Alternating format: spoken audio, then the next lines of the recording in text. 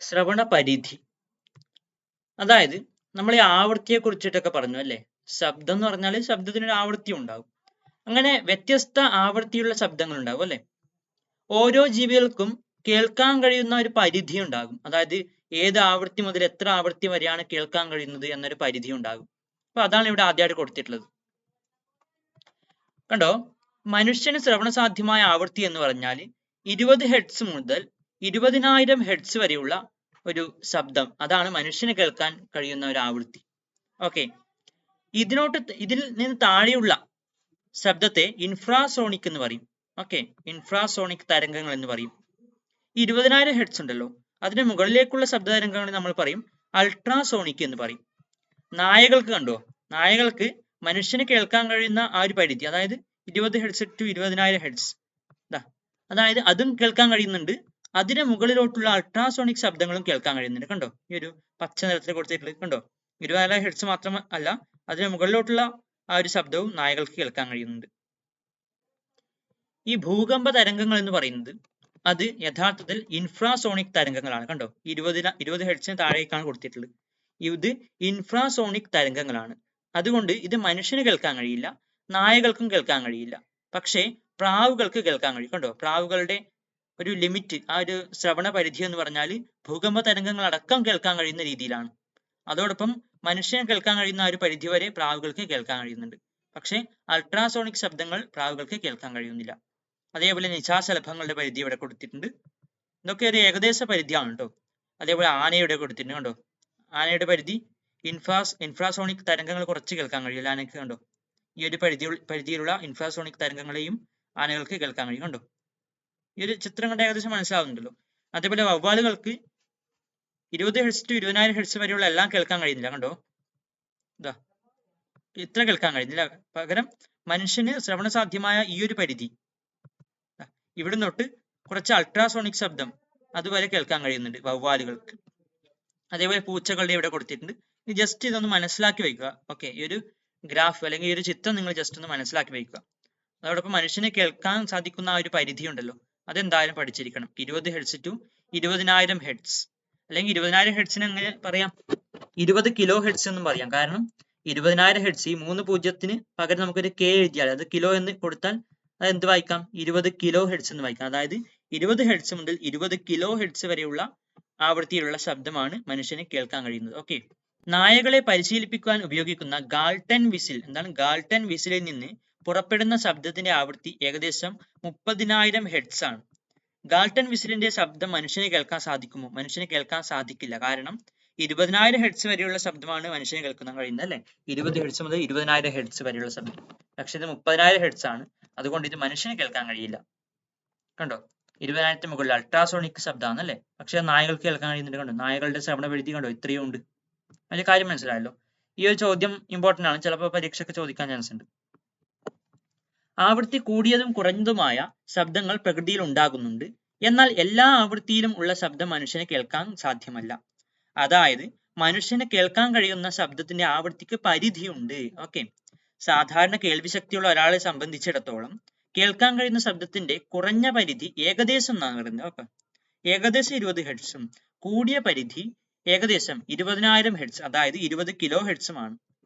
20 ഹെർട്സിൽ താഴെ ആവൃത്തിയുള്ള ശബ്ദമാണ് infrasonic. Okay, 20 ഹെർട്സിൽ താഴെയാണെങ്കിൽ ഇൻഫ്രാസോണിക്, എന്നാൽ 20,000 ഹെർട്സിൽ കൂടുതലാണെങ്കിൽ അതിനെ അൾട്രാസോണിക് എന്ന് പറയും. ഓക്കെ, സിമ്പിൾ അല്ലേ? പ്രധാനമായിട്ട് എന്താണ് പറയാനുള്ളത്, ഇതിൽ പഠിക്കാനുള്ളത് മനുഷ്യന്റെ ശ്രവണ പരിധി പഠിക്കാനുണ്ട്. അതുകൂടാതെ എന്താണ് ഇൻഫ്രാസോണിക് എന്നും എന്താണ് അൾട്രാസോണിക് എന്നും പഠിക്കാനുണ്ട്. ഓക്കെ, ഇത്ര ഭാഗത്ത് തന്നെ ഈ പറഞ്ഞ കാര്യങ്ങൾ കൊടുത്തിട്ടുണ്ട്. ഓക്കെ, ഇൻഫ്രാസോണിക് അൾട്രാസോണിക് ഒക്കെ ഇത് രേഖപ്പെടുത്തിയിട്ടുണ്ട്. അൾട്രാസോണിക് ശബ്ദം പ്രയോജനപ്പെടുത്തി വവ്വാലുകൾക്ക് ഇരുട്ടിലും സുഗമമായി സഞ്ചരിക്കാനും ഇരപിടിക്കാനും സാധിക്കും. അൾട്രാസോണിക് തരംഗങ്ങൾ ധാരാളം സന്ദർഭങ്ങളിൽ ഉപയോഗപ്പെടുത്തുന്നുണ്ട്. ഓക്കെ, വവ്വാലുകളുടെ കാര്യം, വവ്വാലുകൾ രാത്രികാലങ്ങളിൽ സഞ്ചരിക്കുന്നു, ഇരപിടിക്കുന്നു ഒക്കെ അൾട്രാസോണിക് ശബ്ദം പ്രയോജനപ്പെടുത്തിയിട്ടാണ്. കണ്ടോ, ഇവിടെ വവ്വാൽ പുറപ്പെടുവിക്കുന്ന അൾട്രാസോണിക് തരംഗങ്ങൾ കണ്ടോ, ഇവിടെ പ്രാണിയിലേക്ക് തട്ടി തിരിച്ച് പ്രതിപദിക്കുന്നുണ്ട് അല്ലെ, അതായത് പ്രതിപദിക്കുന്നുണ്ട്. ഇങ്ങനെയുള്ള പ്രതിപദനം മനസ്സിലാക്കിയിട്ട് വവ്വാലുകൾക്ക് രാത്രികാലങ്ങളിൽ മുൻപിലുള്ള തടസ്സങ്ങൾ മനസ്സിലാക്കാനും അതോടൊപ്പം ഇരപിടിക്കാനും ഒക്കെ കഴിയുന്നു. ഇനി അൾട്രാസോണിക് തരംഗങ്ങൾ കൊണ്ടുള്ള ഉപയോഗങ്ങൾ എന്തൊക്കെയാണെന്ന് നോക്കാം. വൈദ്യശാസ്ത്ര രംഗത്ത് രോഗനിർണയത്തിനും ചികിത്സയ്ക്കും അൾട്രാസോണിക് തരംഗങ്ങൾ ഉപയോഗിക്കുന്നുണ്ട്. അതെന്തൊക്കെയാണ്? 3 എണ്ണമാണ് പ്രധാനമായിട്ട് കൊടുത്തത്. വൈദ്യശാസ്ത്ര രംഗത്ത് അൾട്രാസോണിക് തരംഗങ്ങൾ കൊണ്ടുള്ള ഉപയോഗങ്ങളാണ് 3 എണ്ണം. ഒന്ന്, വൃക്കയിലെ ചെറിയ കല്ലുകൾ പൊടിച്ചു കളയാൻ. ഒരു ശബ്ദം എന്ന് പറയുന്ന ചെറിയൊരു വൈബ്രേഷൻ ഉണ്ടാക്കുന്നുണ്ടല്ലോ. അപ്പൊ ആ ഒരു വൈബ്രേഷൻ ഉപയോഗപ്പെടുത്തിയിട്ട് വൃക്കയിലെ ചെറിയ കല്ലുകൾ പൊടിച്ചു കളയാൻ വേണ്ടിയിട്ട് അൾട്രാസോണിക് തരംഗങ്ങൾ ഉപയോഗിക്കുന്നു. പിന്നെയോ ഫിസിയോതെറാപ്പിയിൽ ഉപയോഗിക്കുന്നുണ്ട്, ഫിസിയോതെറാപ്പി. പിന്നെ വൃക്ക, കരൾ, പിത്തസഞ്ചി, ഗർഭപാത്രം തുടങ്ങിയ ആന്തരിക അവയവങ്ങളുടെ പ്രതിബിംബം രൂപപ്പെടുത്താൻ, അതിന്റെ ആ ചിത്രം എടുക്കാൻ വേണ്ടിയിട്ട് അൾട്രാസോണിക് തരംഗങ്ങൾ ഉപയോഗിക്കുന്നുണ്ട്. ഓക്കെ, അതായത് അൾട്രാസോണിക് തരംഗങ്ങൾ ആ ഇന്റേണൽ ഓർഗൻസിൽ തട്ടിയിട്ട് ആന്തരിക അവയവങ്ങളിലേക്ക് അൾട്രാസോണിക് തരംഗങ്ങൾ തട്ടിയിട്ട് അത് തിരിച്ച് വരും അല്ലെ, പ്രതിപദിക്കും അല്ലെ. ആ ഒരു പ്രതിപതനത്തെയൊക്കെ വിശകലനം ചെയ്തിട്ട് അതിന്റെ ചിത്രം എടുക്കാൻ കഴിയുന്നു, പ്രതിബിംബം രൂപപ്പെടുത്താൻ കഴിയുന്നു. ഇനി നോക്കാം എന്താണ് പറഞ്ഞിട്ടുള്ളത്. ശരീരകലകളിലൂടെ സഞ്ചരിക്കുന്ന അൾട്രാസോണിക് തരംഗങ്ങൾ ശരീരകലകളിലെ സാന്ദ്രതാ വ്യതിയാനമുള്ള ഭാഗങ്ങളിൽ തട്ടി പ്രതിപദിക്കുന്നു. ഈ തരംഗങ്ങളെ വൈദ്യുത സിഗ്നലുകളാക്കി മാറ്റി അവയവത്തിന്റെ ചിത്രം രൂപപ്പെടുത്തുന്നു. ഈ സാങ്കേതിക വിദ്യയാണ് അൾട്രാസോണോഗ്രാഫി. Okay, ultrasonography. ഒരു ചിത്രം കൊടുത്തിട്ടുണ്ട് അല്ലെ ഇവിടെ. ഇനി എന്താണ് പറയുന്നത്? മറ്റു ഉപയോഗങ്ങൾ എന്തൊക്കെയാണ്? സർപ്പിളാകൃതിയിലുള്ള, അതായത് ഈ ഒരു ചിത്രം, ഓക്കെ, ഇവിടെ ഒരു ആകൃതി കാണുന്നുണ്ടല്ലോ, ഇതിനെ പറയുന്നത് സർപ്പിളാകൃതിയുള്ള കുഴലുകൾ, നിശ്ചിത ആകൃതിയില്ലാത്ത യന്ത്രഭാഗങ്ങൾ, ഇലക്ട്രോണിക് ഘടകങ്ങൾ തുടങ്ങിയവ വൃത്തിയാക്കുന്നതിന് അൾട്രാസോണിക് തരംഗങ്ങൾ ഉപയോഗിക്കുന്നു. ഓക്കെ, അതായത് ഇതിന്റെ ഉൾവശമൊക്കെ കഴുകാൻ, അല്ലെങ്കിൽ ഇതിനിടയിലൊക്കെ കഴുകാൻ കുറച്ച് പ്രയാസമായിരിക്കും അല്ലെ. അപ്പൊ ഇങ്ങനെയുള്ള കാര്യങ്ങൾ കഴുകാൻ വേണ്ടി അൾട്രാസോണിക് തരംഗങ്ങൾ ഉപയോഗിക്കുന്നുണ്ട്. അത് ഒരു വൈബ്രേഷൻ ഉണ്ടാക്കുന്നു, അങ്ങനെ ഇതിലുള്ള ഈ അഴുക്കൊക്കെ ഇളകി വരുന്നു. ഓക്കെ, അങ്ങനെ ഒരു കാര്യം മനസ്സിലാക്കുക. അതായത് ഇത്തരം വസ്തുക്കൾ എന്തെങ്കിലും ഒരു ദ്രാവകത്തിലൊക്കെ താഴ്ത്തി വെച്ചിട്ട് അതിലെ കൂടെ ആ ഒരു തരംഗങ്ങൾ പുറപ്പെടുമ്പോൾ അതിലെ കൂടെ സഞ്ചരിക്കുമ്പോൾ വൈബ്രേഷൻ ഉണ്ടാവുകയും ഇതിലുള്ള അഴുക്കൊക്കെ ഇളകിയിട്ട് ആ വെള്ളത്തിലേക്ക് കലരുകയും ചെയ്താൽ നമുക്ക് ഇതിനെ ക്ലീൻ ആക്കി കിട്ടും അല്ലെ. ഓക്കെ, അങ്ങനെയാണ് മനസ്സിലാക്കേണ്ടത്. അടുത്തത് സോണാർ. എന്താണ് സോണാർ? സോണാർ എന്ന ഉപകരണത്തിൽ ജലത്തിനടിയിലുള്ള വസ്തുക്കളിലേക്കുള്ള അകലം കണ്ടെത്തുന്നതിന്. ഓക്കെ, അതായത് സോണാർ എന്ന ഒരു ഉപകരണത്തിൽ അൾട്രാസോണിക് തരംഗങ്ങൾ ഉപയോഗിക്കുന്നുണ്ട്. എന്തിനാണ്? ജലത്തിനടിയിലുള്ള വസ്തുക്കളിലേക്കുള്ള അകലം കണ്ടെത്തുന്നതിന്. നമ്മൾ നേരത്തെ വവ്വാൽ ഇര പിടിക്കുന്ന കാര്യം പറഞ്ഞു അല്ലേ. അതായത് താഴത്തേക്ക് ഒരു വസ്തുവിലേക്ക് തട്ടിയിട്ട് തിരിച്ചു വരുന്ന ആ ഒരു തരംഗങ്ങൾ വിശകലനം ചെയ്തിട്ടാണ്. അതേപോലെ ഇവിടെ കപ്പലിൽ നിന്ന് പുറപ്പെടുന്ന ഈ തരംഗങ്ങൾ താഴെയുള്ള വസ്തുക്കൾ തട്ടി പ്രതിപദിക്കും അല്ലെ. അങ്ങനെ ഇതിന് മനസ്സിലാക്കാൻ കഴിയും, അതായത് ഇത് ഉപയോഗിച്ച് മനസ്സിലാക്കാൻ കഴിയും എത്ര ദൂരത്താണ് ഈ വസ്തുക്കൾ ഉള്ളതെന്ന്. ജലോപരിതലത്തിലുള്ള ഒരു കപ്പലിലെ സോണാറിന്റെ ട്രാൻസ്മിറ്ററിൽ നിന്ന് പുറപ്പെടുന്ന അൾട്രാസോണിക് തരംഗം കടലിന്റെ അടിത്തട്ടിലുള്ള പാറക്കെട്ടിൽ തട്ടി 0.2 സെക്കൻഡ് സമയത്തിന് ശേഷം തിരിച്ചെത്തുന്നു. ഓക്കെ, എങ്കിൽ കപ്പലിൽ നിന്ന് പാറക്കെട്ടിലേക്കുള്ള അകലം എത്ര എന്നാണ് ചോദ്യം. അൾട്രാസോണിക് തരംഗങ്ങളുടെ കടൽ ജലത്തിലെ വേഗം 1522 മീറ്റർ പെർ സെക്കൻഡ് ആയിട്ട് പരിഗണിക്കുക.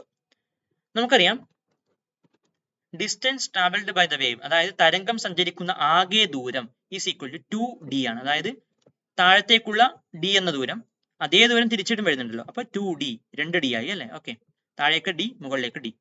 ടൈം ടേക്കൻ, സമയം അല്ലെ, സമയം t equal to 0.2 second. Speed of ultrasonic wave in sea water, കടൽ ജലത്തിൽ അൾട്രാസോണിക് തരംഗങ്ങളുടെ വേഗം എത്രയാണ് കൊടുത്തിട്ടുണ്ട്? 1522 മീറ്റർ പെർ സെക്കൻഡ്.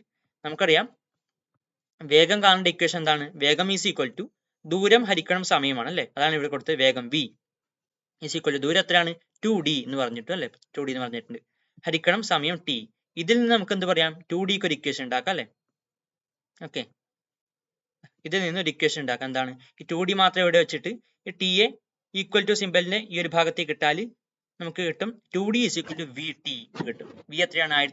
1522 ഗുണിക്കണം t എത്രയാണ്? 0.2. ഇത് ഗുണിച്ചാൽ നമുക്ക് കിട്ടും 304.4 മീറ്റർ എന്ന് കിട്ടും. ഇത് നിങ്ങൾ എങ്ങനെ ഗുണിക്കും? 1522 2 കൊണ്ട് ഗുണിക്കാൻ അറിയുമല്ലോ നിങ്ങൾക്ക്. അത് നിങ്ങൾക്ക് കിട്ടും 3044 കിട്ടും. പക്ഷെ ഇവിടെ ഈ ഒരു സംഖ്യക്ക് ഒരു സംഖ്യ കഴിഞ്ഞിട്ടൊരു പോയിന്റ് ഉണ്ട്. അതുകൊണ്ട് ഈ 3044 എന്ന് കിട്ടിയതിന് അവസാനത്തെ സംഖ്യക്ക് ശേഷം ഒരു പോയിന്റ് ഉണ്ട്. അപ്പൊ 304.4 മീറ്റർ എന്ന് കിട്ടും. ഇത് 2d അല്ല നമുക്ക് കിട്ടിയത്. d എങ്ങനെ കണ്ടുപിടിക്കാം? d ഈസ് ഈക്വൽ ടു ഇത് ഹരിക്കണം 2 അല്ലെ. 2d ഇതാണെങ്കിൽ അതിന്റെ പകുതിയാണല്ലോ d, 152.2 മീറ്റർ എന്ന് കിട്ടും. തരം തരംഗങ്ങളുടെ പ്രത്യേകതകളും ഉപയോഗങ്ങളും നമ്മൾ മനസ്സിലാക്കി. തരംഗങ്ങൾ കൊണ്ട് എന്തെങ്കിലും ദോഷങ്ങൾ ഉണ്ടായിരിക്കുമോ? നിശ്ചിത തീവ്രതയിൽ കൂടിയ ഏതുതരം തരംഗങ്ങളും ദോഷഫലങ്ങൾ ഉണ്ടാക്കിയേക്കാം. വിനാശകാരികളായ തരംഗങ്ങളും ഉണ്ട്. സീസ്മിക് തരംഗങ്ങളും സുനാമിയും. ഭൂകമ്പത്തിൽ തകർന്നുപോയ കെട്ടിടമാണ് ചിത്രത്തിൽ കാണുന്നത്. ഭൂകമ്പങ്ങൾ പലപ്പോഴും ദുരന്ത കാരണമാകാറുണ്ട്. ഭൂകമ്പം, അഗ്നിപർവ്വത സ്ഫോടനം, വൻ സ്ഫോടനങ്ങൾ എന്നിവയുടെ ഫലമായി ഭൂപാളികളിലൂടെ സഞ്ചരിക്കുന്ന തരംഗങ്ങളാണ് സീസ്മിക് തരംഗങ്ങൾ. സീസ്മിക് തരംഗങ്ങളെക്കുറിച്ചുള്ള പഠനമാണ് സീസ്മോളജി. ഭൂകമ്പങ്ങളുടെ തീവ്രത നിർണ്ണയിക്കുന്നത് റിക്ടർ സ്കെയിലിൽ ആണ്. സമുദ്രങ്ങളുടെ അടിത്തട്ടിലോ തീരപ്രദേശങ്ങളിലോ ഉണ്ടാകുന്ന ഭൂകമ്പങ്ങൾ ചിലപ്പോൾ സുനാമി തിരകൾക്ക് കാരണമാകാം. കടലിലെയും മറ്റും ജലത്തിന് വൻതോതിൽ സ്ഥാനചലനം സംഭവിക്കുമ്പോൾ ഉടലെടുക്കുന്ന ഭീമാകാരമായ തിരകളെയാണ് സുനാമി എന്ന് വിളിക്കുന്നത്. സുനാമിയിൽ നിന്ന് രക്ഷ നേടാൻ എന്തൊക്കെ മാർഗങ്ങൾ സ്വീകരിക്കാം? ചർച്ച ചെയ്ത് കുറിപ്പ് തയ്യാറാക്കൂ. മുന്നറിയിപ്പ് സംവിധാനങ്ങൾ ഒരുക്കുക, സുനാമിയെ പ്രതിരോധിക്കുന്ന ബിൽഡിംഗ്സ് നിർമ്മിക്കുക, ബോധവൽക്കരണ ക്ലാസുകൾ നൽകുക, അതായത് ഒരു സുനാമി വന്നാൽ എന്തൊക്കെ ചെയ്യണമെന്ന കാര്യങ്ങളെയൊക്കെ ബോധവൽക്കരിക്കുക, രക്ഷാമാർഗങ്ങൾ മുൻകൂട്ടി പ്ലാൻ ചെയ്യുക, മോക്ക് ഡ്രിൽസ് നടത്തുക. മോക്ക് ഡ്രിൽസ് എന്ന് വെച്ചാൽ അത്തരം ഒരു കാര്യം സംഭവിക്കുകയാണെങ്കിൽ എങ്ങനെ പെരുമാറണം, എന്തൊക്കെ ചെയ്യണം എന്നൊക്കെയുള്ളത് കാര്യങ്ങൾ ഒരു നാടകം പോലെ ഒരുക്കുക. ഇത്തരം കാര്യങ്ങൾ ചെയ്യുക. ഇതൊക്കെ നിങ്ങളുടെ കുറിപ്പിൽ ഉൾപ്പെടുത്താം. സുനാമി മുന്നറിയിപ്പ് ഔദ്യോഗിക കേന്ദ്രങ്ങളിൽ നിന്ന് ലഭിക്കുമ്പോൾ അതിലെ നിർദ്ദേശങ്ങൾ പാലിക്കുക. ഓക്കെ, അപ്പൊ ഇത്രയുമാണ് ഈ ഒരു ക്ലാസ്സിൽ നമുക്ക് പറയാനുള്ളത്, ഈ ഒരു ചാപ്റ്ററിലുള്ളത്. ഇനി നമുക്ക് വിലയിരുത്താമാണ് ഡിസ്കസ് ചെയ്യാനുള്ളത്. Okay, thank you.